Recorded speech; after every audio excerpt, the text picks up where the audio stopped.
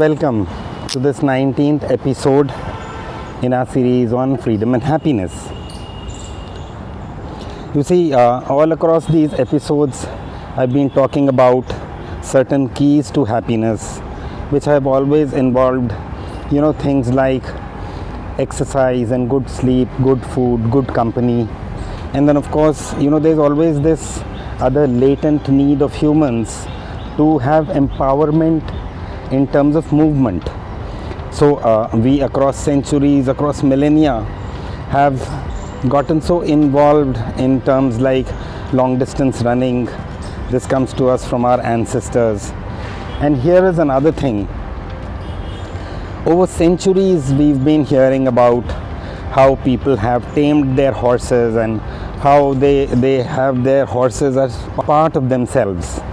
And so across centuries, we've seen how humans have learned to master the art of horse riding because it really gives them a lot of freedom in terms of mobility and an empowerment, which in today's modern world can actually be achieved by something called motorcycling.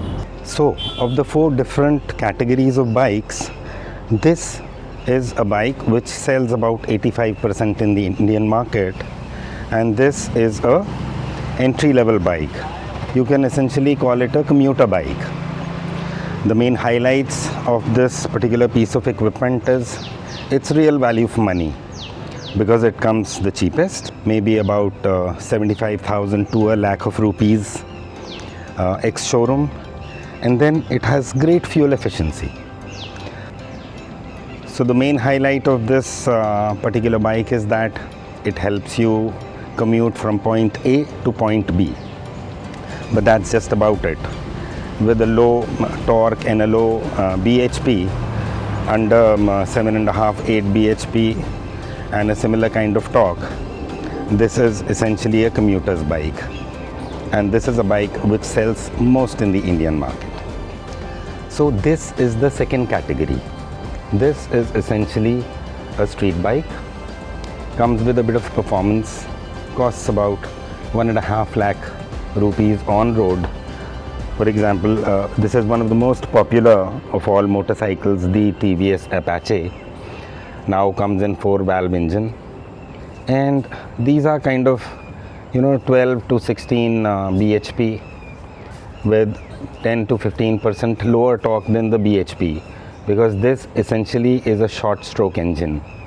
They sell quite well. They've got a great pickup, but the low end torque is less, but it kind of really serves the purpose of you zipping through lanes in the city, and so this is very popular with the youngsters. Ever wondered how a motorcycle engine works? It's all about turning fuel into motion. First, during the intake stroke, the piston drops, creating a vacuum that pulls in air and fuel. Next, the compression stroke kicks in, where the piston rises, squeezing that mixture to boost its temperature and pressure. Then comes the exciting part, the combustion stroke. A spark plug ignites the mixture, causing an explosion that pushes the piston down, generating power. Finally, the exhaust stroke happens as the piston moves up again, pushing out the burnt gases. The crankshaft transforms this up and down motion into rotation, sending power through transmission to the rear wheel. And that's how a motorcycle roars to life. So we come to the third category, which is a cruiser category. And this is a Royal Enfield 500 Thunderbird. So this bike, which weighs roughly about 200 kgs, gives a lot of stability on the highway and is really preferred by people who love long distance biking for fun, travel and adventure. This bike has a long stroke engine, which means that with over 40 Newton meters of torque and a 25 bhp of power, this serves pretty well. And a long stroke engine will give you lesser vibrations on the road and is really a preferred choice. So after this model, the Royal Enfield came up with their legendary J series engine, which was 350cc, a vast improvement over the past 350cc engine that they've been using for decades. They changed that engine from a cast iron to a aluminum body. The engine became lighter, the engine became more efficient, and today that phenomenal engine, which gives you about 20 bhp and 27 newton meters of torque, is one of the most talked about and one of the most successful engines in biking in India, in the third category of motorcycles. To the fourth category of motorcycles, and this happens to be an adventure tourer. Welcome to the Royal Enfield Himalayan 411. This is an earlier version of the Himalayan, and as you can see, it's got long front suspension travel, it's got long back travel, the ground clearance is pretty high, and the bike has been made in such a fashion that you can see a dip here, and so this dip gives you enough leverage for smaller riders as well to ride this bike, and also at the same time give them enough of ground clearance. At 32 PS of torque and 24 bhp, this is such a wonderful thing. So however, a word of caution that before you start to ride a motorbike like I did, though having ridden a motorbike for almost 10 years, over 1 lakh kilometer, when I was about to enter into my job, and I did a job for the first 2-3 years, and so coming back into biking was not something that was very difficult for me. But for people who plan to get into biking for the first time, I would recommend go slow. Don't buy a huge bike. Buy something called, buy maybe a TVS Ronin.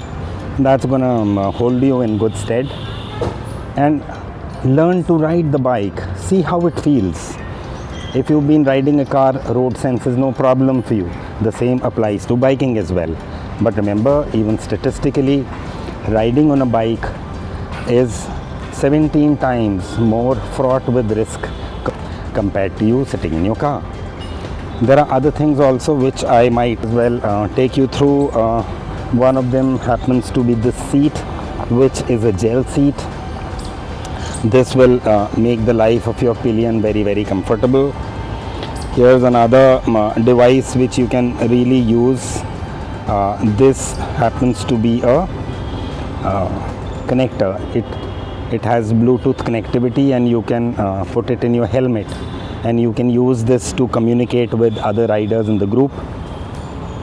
As you can see here, makes a lot of sense to protect your shins and to protect your elbows.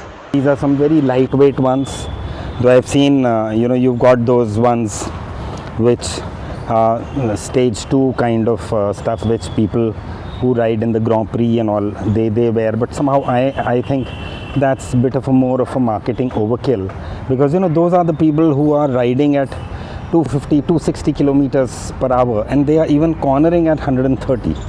So those kind of gear is very much understandable.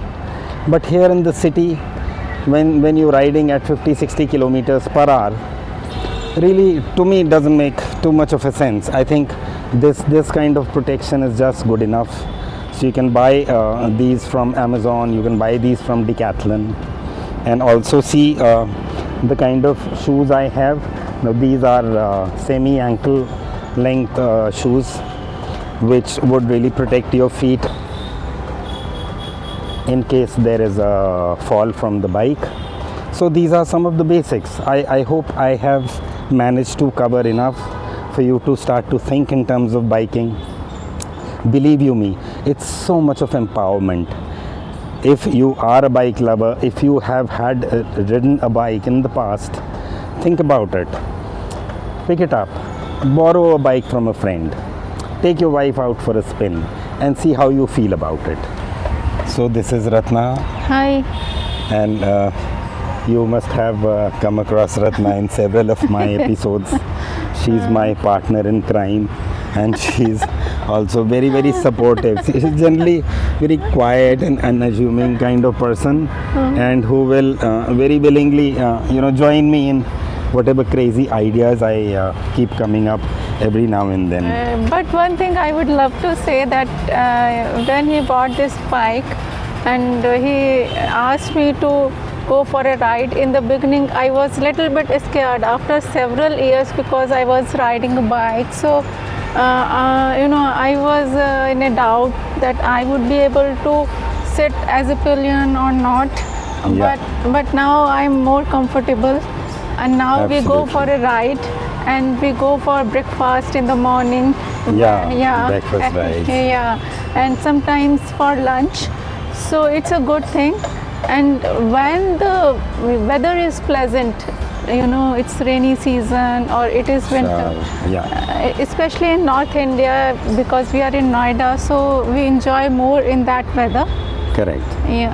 Yeah, that's true. And in fact, this reminds me, whenever we are going out on a small bike ride across the city, Yes. we will sure capture some of the footage and share it with our viewers.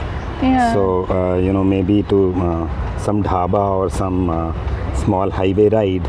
So, sure, keep watching this space for more. Well, this was just me to give you a different perspective on motorcycling. To me, when I ride a motorcycle, it's almost a very zen kind of a thing. I, of course, try not to zone out, but then I really feel so happy. And I feel that, the twist of the throttle is, besides the speed of the bike, also a switch towards letting my tensions out. Thanks very much for watching. Take care. Bye for now.